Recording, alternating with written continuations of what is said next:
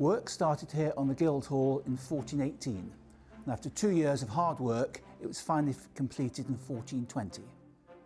It took a lot of oak to build this place. That oak came from a big forest that used to be just outside Stratford, called the Forest of Arden. That's a forest that Shakespeare would come to know very well. In his plays, forests and woods were places of magic and mystery and mayhem and so on, so he drew heavily on the forest just outside Stratford. Also, we believe his mother's family, the Ardens, took their surname from the fact that's where they lived, in the area of Arden.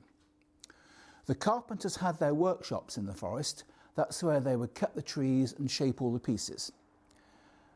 They would then load up a cart and get a heavy horse and bring all the pieces across here for the builders to put up. If you look at this main area, the Court of Record, you'll see there's at least 8 of these big supports. They may look similar, but they're not identical.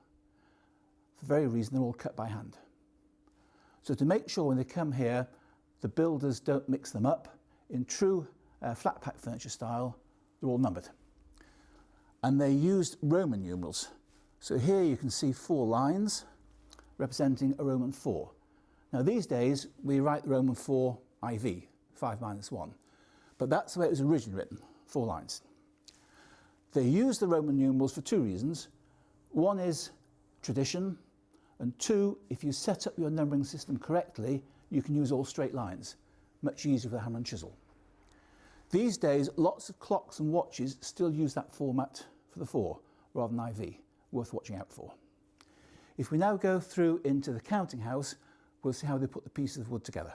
They started with a very heavy stone base there to give the building stability and also to keep the wood off the ground. On top of that, they placed a very heavy oak beam.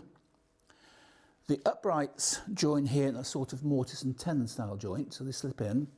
Then by hand, of course, they would drill a hole right through the whole lot and then bang in a wooden peg, sometimes known as a tree nail or trennel. We've now got our basic framework or skeleton up. What we now have to do is fill in the panels, and they're not structural. This has been opened up so you can see how they did it.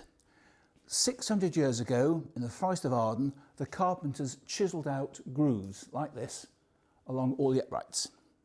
They would then cut pieces of wood to the right length and shape, and those bits of wood would slot in those grooves and be held. That was called wattle. There are different ways of doing wattle. That's the way they did it for this building.